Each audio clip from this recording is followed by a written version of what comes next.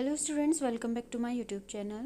In previous lectures, we talk about transportation in animals and plants, where we covered a topic circulatory system and blood vessels. उसमें हमारा एक activity 7.1 रह गया था बेटा, तो उसको हम आज स्टार्ट करते हैं. So place the middle and index finger of your right hand on the inner side of your left wrist. 7.2 figure. यहाँ पर आपने क्या करना है, आपको फिगर दे रखा है बेटा नीचे 7.2, ये है पल्स इन द रिस्ट.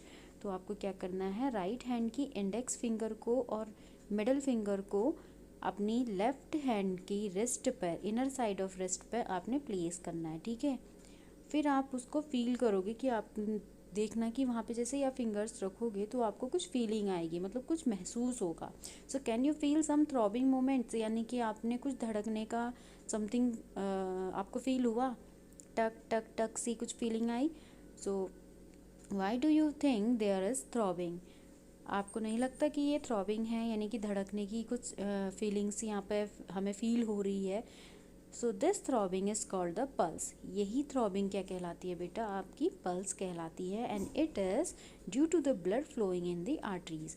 और ये क्यों होता है, क्योंकि जब हमारी आर्टरीज में ब्लड का फ्लो होता है तो उसी के कारण यहाँ पे जो हमारी आर्टरीज हैं तो उसमें हमें थ्रॉबिंग महसूस होती है, यानी कि हमारी जो पल्स है वो हमें महसूस होती है. ठीक है.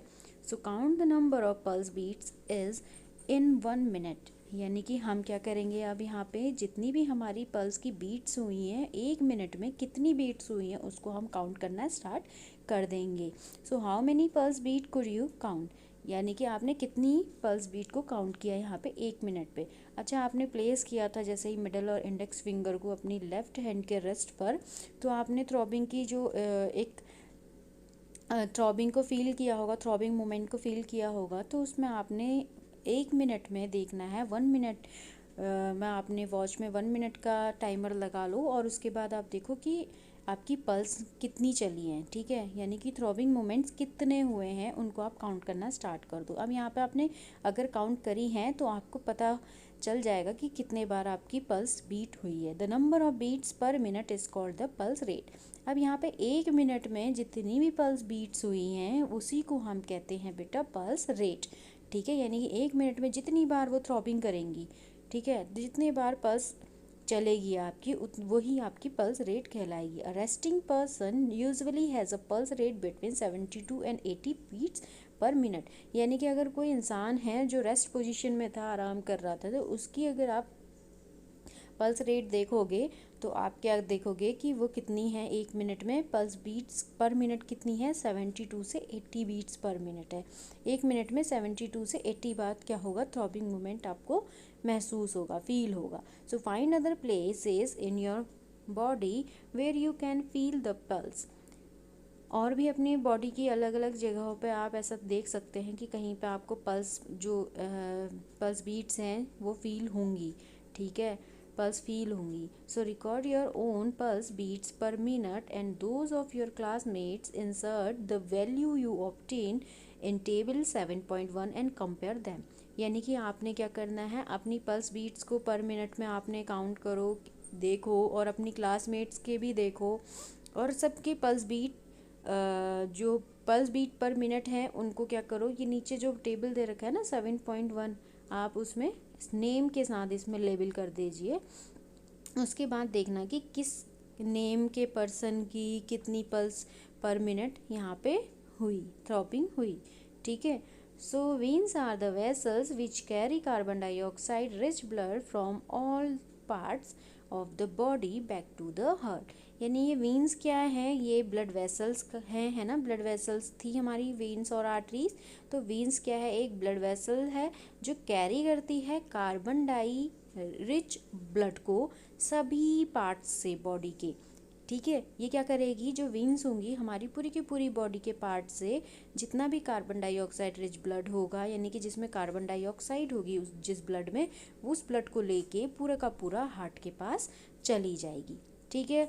The veins have thin walls. There are valves present in veins which allow blood to flow only toward the heart. यानी कि यहाँ पे क्या हो रहा है, जो veins हैं उनकी वॉल कैसी होती हैं, पतली होती हैं.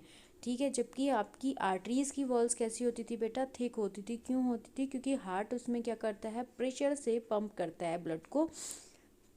किसी भी चीज़ में प्रेशर से कोई चीज़ डालोगे तो उसको फटने का, ब्रस्ट होने का उसमें क्या होगा, ज़्यादा खतरा होगा। इसीलिए क्या होता है, उसकी वॉल्स मोटी होती थी। और यहाँ पे ऐसा कोई चक्कर नहीं है, क्योंकि हार्ट ने क्या पंप नहीं करना है यहाँ पे ब्लड को फोर्स से, है ना। तो यहाँ पे क्या हो रहा है, जो आपकी वीन्स हैं उसकी वॉल्स क्या होती है, पतली होती हैं। और ये इन्हीं वॉल्स में क्या होते हैं, सॉरी इन्हीं वीन्स में क्या होती हैं, वॉल्स भी प्रेजेंट होती हैं, ताकि ये बैक फ्लो को रोक पाए। यानी कि ये क्या कर पाए, केवल एक ही डायरेक्शन में ब्लड को पहुंचाए। यानी कि हार्ट तक इसका काम है कि सारी बॉडी से कार्बन डाइऑक्साइड रिच ब्लड को लो और हार्ट को दे दो, इसका इतना काम है। ठीक है, तो ये प्रॉपर वे में हो पाए, इसलिए यहाँ पे क्या होती हैं, वॉल्स होती हैं। देखो यहाँ पे फिगर दे रखा है आपको, symmetric diagram of circulation. Heart दे रखा है, अभी हम फिगर से समझते हैं इसको। यहाँ पे क्या है बेटा, ये हार्ट है ना। अब इस हार्ट में क्या होगा, 4 चैम्बर्ड होते हैं, है ना, 4 चैम्बर्ड होते हैं। अब यहाँ पे क्या होगा, आपकी सारी की सारी जो ये कैपिलरीज हैं, छोटी छोटी कैपिलरीज हैं, यहाँ से क्या होगा, सारा का सारा जो ब्लड है डीऑक्सीजनेटेड यानी कि कार्बन रिच जो ब्लड है, वो वीन्स से होते हुए कहाँ जाएगा, आपके हार्ट में जाएगा। और हार्ट कहाँ, हार्ट से फिर क्या होगा, ये लंग्स में पंप होगा थ्रू द पल्मोनरी आर्टरी।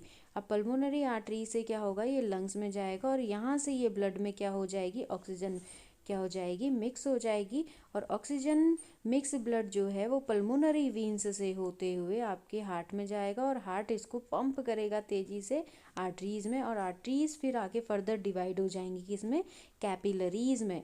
ठीक है, तो ये पूरी की पूरी बॉडी पार्ट तक आपका ब्लड पहुंच जाएगा। तो ये था हमारा डायग्राम, आई होप कि आपको अच्छे से समझ आया होगा। सो इसके नीचे एक बॉक्स दे रखा है बेटा ब्लड डोनेशन का, इसको भी हम स्टडी कर लेते हैं कि ब्लड डोनेशन क्या होता है। So hundreds of peoples die due to the unavailability of blood, यानी कि बहुत सारे लोग जो हैं वो बिना खून के मर जाते, क्योंकि कभी कभी कोई इंजरी हो जाती है, एक्सीडेंटल केस हो जाते हैं, या फिर कोई डिजीज़ हो जाती है जिसमें डॉक्टर को सर्जरी करनी होती है, तो उसमें क्या होता है, excess amount of blood loss होता है। तो जो पर्सन है यानी कि जो पेशेंट है उसको ब्लड की ज़रूरत होती है। अब उसको ब्लड नहीं मिलेगा टाइम पे, तो उसकी क्या हो जाती है बेटा, डेथ हो जाती है। So voluntary blood donation is harmless and painless and can save precious lifes, यानी कि जो वॉलंटरी ब्लड डोनेशन होता है, अपनी इच्छा से जो ब्लड डोनेट करा हुआ होता है, वो हार्मलेस होता है, यानी कि खुद से आपको कोई नुकसान नहीं होगा और ना ही कोई पेन होगा। और ऊपर से बहुत अच्छी चीज़ होगी कि किसी की लाइफ को जिंदा रखोगे आप, किसी की प्रीसियस लाइफ को क्या करोगे, जिंदा रखोगे, वो मरेगा नहीं क्योंकि आपका ब्लड उसको मिल जाएगा। ठीक है, सो ये ब्लड डोनेशन होता है। So blood can be donated at hospitals and other places authorised by the government, यानी कि जो ब्लड डोनेट करना है किसी को भी तो वो हॉस्पिटल में जाके डोनेट कर सकता है, या फिर बहुत सारी ऐसी ऑथराइज्ड गवर्नमेंट NGOs वगैरह होते हैं, या फिर ऑथराइज्ड गवर्नमेंट प्लेसेस होती हैं जहाँ पे ब्लड का डोनेशन एक्सेप्टेड होता है या ब्लड डोनेट कर सकते हैं। So donated blood are stored with special care in blood banks. अब ये इतना सारा खून लेके क्या करेंगे, इसके लिए भी हमारा क्या होता है, बैंक होता है जिसमें कि इसको स्टोर किया जाता है। और जब किसी को भी ब्लड की, पेशेंट को ब्लड की नीड होगी तो वो वहाँ से ब्लड उठा के उनको मिल जाएगा। ठीक है, तो ये था डोनेशन, ब्लड डोनेशन। अब उसके आगे क्या है यहाँ पे भाई, बूझो आ गया है, बूझो से समथिंग सूझो, इसको तो बहुत कन्फ्यूजन रहता है। सो बूझो says I am confused, I have learned that an artery always carry oxygen rich blood। यहाँ पे ये कह रहा है कि बूझो कह रहा है भाई मैं तो कंफ्यूज हो चुका हूँ, पता नहीं NCERT क्या क्या बोलती रहती है। और उसने बोला कि मैंने तो पढ़ा था कि जो आर्टरीज होती हैं वो हमेशा ऑक्सीजन कैरी करती है, ऑक्सीजन रिच ब्लड को, पर यहाँ पे तो अभी पल्मोनरी आर्टरी जो है वो कार्बन डाइऑक्साइड रिच ब्लड को कैरी कर रही है ना। इस केस में यहाँ पे क्या हो रहा है, देखो पल्मोनरी आर्टरी क्या कर रही है, कार्बन डाइऑक्साइड रिच ब्लड को कैरी कर रही थी। यहाँ से हार्ट से कार्बन डाइऑक्साइड रिच ब्लड गया किस में, लंग्स में। क्यों गया, क्योंकि यहाँ से CO2 को क्या करना है, बाहर निकाल के फेंकना है, और ऑक्सीजन को क्या करना है, मिक्स करना है ब्लड में। और फिर जाके कहाँ पहुँचना है, हार्ट में पहुँचना है। और वो काम कौन कर रही थी, पल्मोनरी वेन कर रही थी। और फिर ये ऑक्सीजन रिच ब्लड हार्ट में पहुँचेगा और आर्टरीज के थ्रू हमारी पूरी बॉडी के पार्ट्स में पहुँचेगा, है ना। तो यही कहानी थी। और बूझो बहुत ज़्यादा कंफ्यूज हो चुका है। तो पहेली ने उसे एक्सप्लेन किया, पहेली explain that the pulmonary artery carries blood from the heart, यानी कि वो कह रही है कि जो पल्मोनरी आर्टरीज होती हैं वो क्या करती हैं, कैरी करती हैं ब्लड को फ्रॉम दी हार्ट, हार्ट तक, हार्ट से लंग्स में पहुंचाने का, ठीक है। So it is called an artery and not a vein, इसीलिए इसको हम क्या कहते हैं, आर्टरी कहते हैं और वीन नहीं कहते हैं, पल्मोनरी आर्टरी कहते हैं। It carries carbon dioxide rich blood to the lungs, यानी कि मैंने आपको समझा दिया ये क्या करती है पल्मोनरी आर्टरी बेटा, आपकी CO2 रिच ब्लड को, कार्बन डाइऑक्साइड रिच ब्लड को ले जाती है कहाँ पे, लंग्स तक, ठीक है।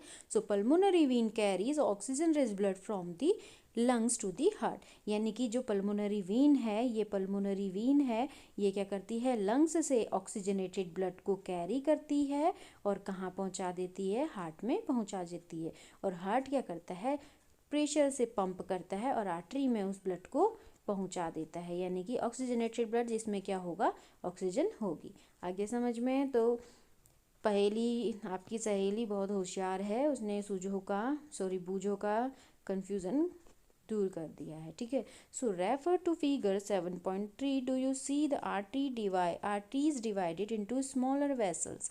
अच्छा, यहाँ पे फिगर जो है 7.2 देखो बेटा, ये इसमें क्या हो रहा है, आपको आर्टरी जो है, आर्टरी क्या हो रही है, डिवाइड होते हुए दिखाई दे रही होगी, दिख रही है ना, उसकी ब्रांचेस मिल रही हैं बहुत सारी स्मॉलर वेसल्स के रूप में। So on reaching the tissues they divided further into extremely thin tubes called capillaries, यानी कि जब ये टिश्यूज तक पहुंचने का काम करती है, तो ये पहुंचना होता है, तो ये आर्टरी क्या हो जाती है, डिवाइड हो जाती है पतली पतली ट्यूब्स में, जिनको हम कहते हैं कैपिलरीज, ठीक है। ये बहुत पतली ट्यूब्स होती हैं, ठीक है। So capillaries join to form vein which empty into the heart. अब कैपिलरीज क्या हो जाएंगी, फिर आपस में क्या हो जाएंगी, चिपक जाएंगी, जॉइन हो जाएंगी और क्या फॉर्म कर देंगी, आपकी capillaries join to form veins. और उसके बाद इसने क्या फॉर्म कर दिया, वीन को फॉर्म कर दिया, और ये पूरा का पूरा फिर कहाँ हो जाएगा, हार्ट में जाकर एम्प्टी हो जाएगा। यहाँ से जितना भी कार्बन डाइऑक्साइड रिच ब्लड है वो क्या हो जाएगा, हार्ट में जाके एम्प्टी हो जाएगा। आ गया समझ में। तो ये था बेटा आपका आज का टॉपिक, जिसमें हमने क्या करा, वीन्स को स्टडी करा और ब्लड वेसल यहाँ पे एक्टिविटी रह गई थी 7.1, जिसमें पल्स और पल्स रेट को हमने स्टडी किया। आज हम इतना ही पढ़ेंगे, क्योंकि जो नेक्स्ट टॉपिक है आपका हार्ट, उसको हम प्रॉपर एक लेक्चर में कवर करेंगे, क्योंकि काफ़ी लेंथी हो जाता है और इसको समझाना और समझना थोड़ा टफ हो जाता है, क्योंकि आप थोड़ा सा कंफ्यूज हो ना हो, इसलिए इसको मैं कल कवर अप करूँगी। तो ये था आज का लेक्चर, कल नए टॉपिक और नए लेक्चर के साथ फिर से मिलते हैं, तब तक के लिए बाय, टेक केयर।